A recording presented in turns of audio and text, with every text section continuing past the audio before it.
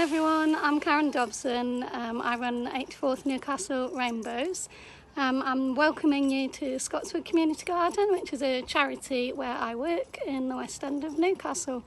So I've got Zoe and Daisy, two guides in the background here, and we're going to have a little walk around the garden and tell you a little bit about what we do here at the charity, and at the same time the girls have got a scavenger hunt that they're going to get on with.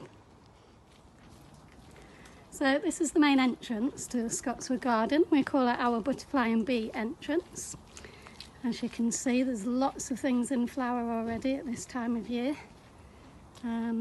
We particularly make sure we've got something in flower all year round for the pollinators. So that's not just the bees, hoverflies, moths, butterflies, even wasps are great pollinators in the garden. You can see there's lots of things already in flower. This beautiful red valerian is just starting to go over. I've got some nice geranium down the bottom there. And then over here we've got our composting and bin area for visitors to put their waste in. So general waste there, and we encourage people to recycle as much as possible when they're here. So we have a composting bin and all of our other recycling bins. So we get a lot of school groups come to the garden, and we work with about 2,000 school children a year who come in for school visits. And one of the things we always encourage them to do is think about the waste that they produce when they're here, whether it's from their packed lunches or from the activities that they're doing with us, and we think about how we can reuse that rather than just throw it away. So Scotswood Garden was established 25 years ago on what used to be a school sports pitch. So it's about 2.5 acres altogether in size, made up of woodlands, meadows, ponds, and quite a lot of forest garden, which is what we're walking through at the moment. So forest gardening is a way of gardening where you mimic a forest. So our tree canopy is made up of lots of edibles. So we've got green gages, plums, apples, hazelnuts and so on. So the tree layer canopy is all edibles, which are then underplanted with a shrub layer of currants, gooseberries, rhubarb, raspberries, artichokes, cardoons, etc. And then the ground layer is salads, herbs, as well as pollinating plants and things that are beneficial both for the edible crops and for the wildlife that we want to encourage to be here. So it's a really great way of gardening, and we get across the 2.5 acre site, we harvest about 1 tonne of produce each year, which then goes into, we donate some to our volunteers and the local community, and we make quite a lot into jams and chutneys and herbs and cordials and things, which we then go on to sell. So this area of the garden is used by early explorers, our under 7s family group. They use this part of the garden to grow fruit and vegetables, and they also use the rest of the garden to do lots of nature exploration activities. So we're going to have a walk through the rest of the site, and I'll tell you a little bit more about what we do as we go.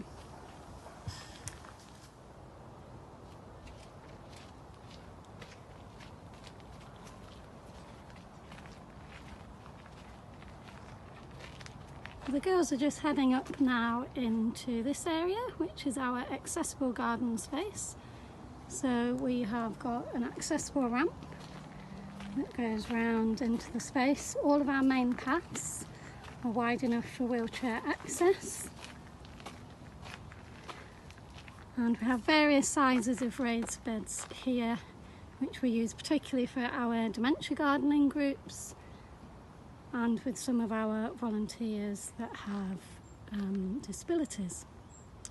And at the back here we've got our composting toilet, because this area is quite away from the house, and it means people haven't got to keep walking back to the main building if they need to use the facilities. So the girls have just disappeared off into our woodland over here, which is where we do lots of our forest school activities. They're busy doing a scavenger hunt at the moment, so I'll see if I can spot them scavenging. Ah, I've caught them taking a rest. And the girls are just resting here. This is our fire pit. They're great for campfires. We do lots of outdoor cooking activities here. So for those of you thinking about doing your guiding backward cooking badge, if you look on our website, there's lots of recipe ideas and things you could do. So we work with about 4,000 people a year here at Scotswood Garden, which is through 5 strands of work. The first is our education programme, which I've already talked about. Secondly, we run 5 youth groups from the garden, all for local people, free to access. We run various things, lots of environmental education and sustainability activities, as well as trips out. We run Duke of Edinburgh Award for our older young people, lots of cooking, healthy eating activities, lots of things to get people outdoors and enjoying a beautiful garden that we've got here. That's our second area of work. Our third area of work is our volunteering and work placement programmes. So we work with probably, I think, about 60 volunteers a year. Of those volunteers, the majority are long-term unemployed, a high percentage have mental health problems. We work with people with learning disabilities, people living in social isolation and much more. Our volunteering programme goes up from 18 up to as old as you want to be to come and garden. I think our oldest volunteer at the moment is 86. So there's something for everybody here. You know, we tailor our programmes so that everybody feels useful. We massively appreciate all of the support that we get from local people and our volunteer team. One of the things we like, you know, we work really hard with people. We're a 1 award training centre, so we're able to offer accredited training to people, particularly those that are looking to move into employment, so we can help them get some qualifications to help get them there. And one of the essential things people will get is a reference as well from us. So our fourth strand of work is our older people's programmes. So we have elderberries, which is for anyone over 55 that wants to come and join in with some nature-based activities. So sometimes it's photography, painting, bird watching. We do lots of arts and crafts using natural materials, as well as trips out to other gardens and other interesting places.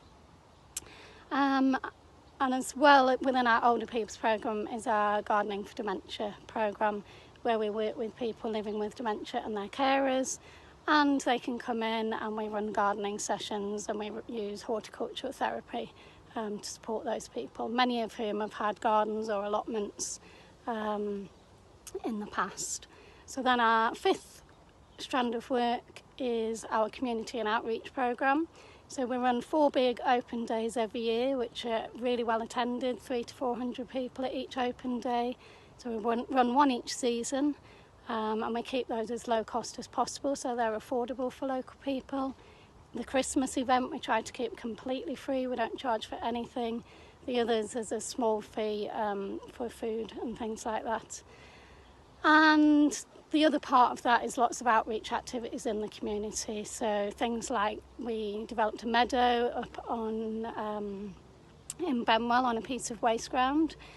At the moment we're looking at putting a pop-up garden near here in amongst a group of bungalows, where we'll then be able to go and deliver elderberries from that site as well. So we're always doing lots of new activities out in the community. So our education programme, which I have already mentioned, but as part of that we also run something called Breeze, which is a forest school programme that we run that's particularly aimed at young people that maybe are school refusers, or young people that struggle at school, and young people that have ongoing mental health problems. It's been a really successful programme. If you looked on our website you can see we've had a paper written with Newcastle University looking at the impact of that work on the young people. Right, I'm going to go and see if I can find those 2 guides. They're probably climbing a tree somewhere.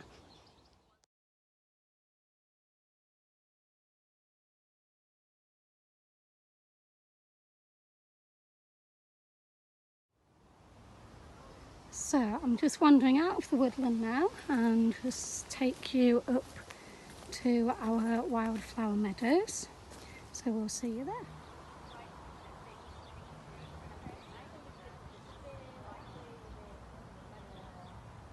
So this is our summer flowering meadow. We have got a spring flowering meadow as well. I'm just having a little walk through, so there's some amazing yellow tansy in flower here.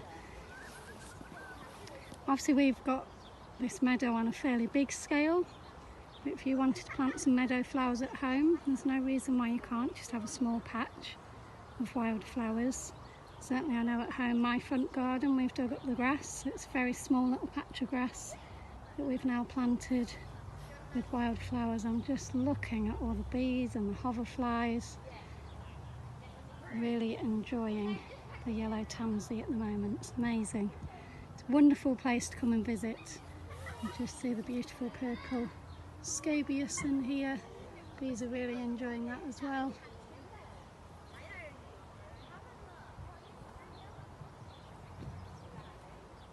It's a really special place. The girls are still busy out on their scavenger hunt, so come to have a look how they're getting on. What have you found, girls? Lots of pine cones. Is that what you're looking for? You got some mini pine cones. That's a big old bowl full. Now you can download this scavenger hunt this week from Facebook and social media.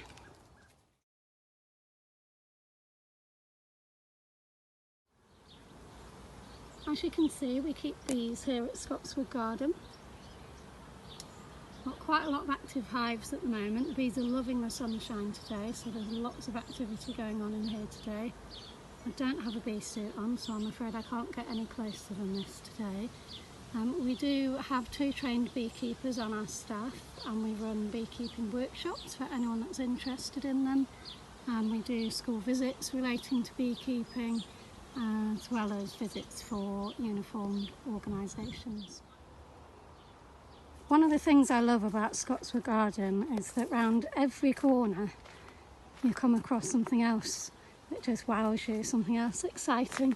So this is one of my favourite spots to come and sit and enjoy the wildlife. So this is our dragonfly pond. I'm just standing on one of our pond dipping platforms here. We do lots of pond dipping workshops here, and we've got an amazing array of wildlife in the ponds, including all 3 species of British newt, one of which is the great crested newt, which is a protected species, so we do have to have a licence to dip in the ponds with our school visits. But it's amazing for young people to come in and see what's hiding underneath the waters.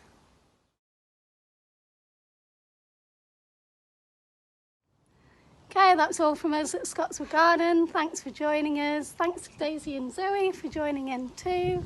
Hopefully we'll see you one day at one of our open days, or maybe you'll come down with your guide unit.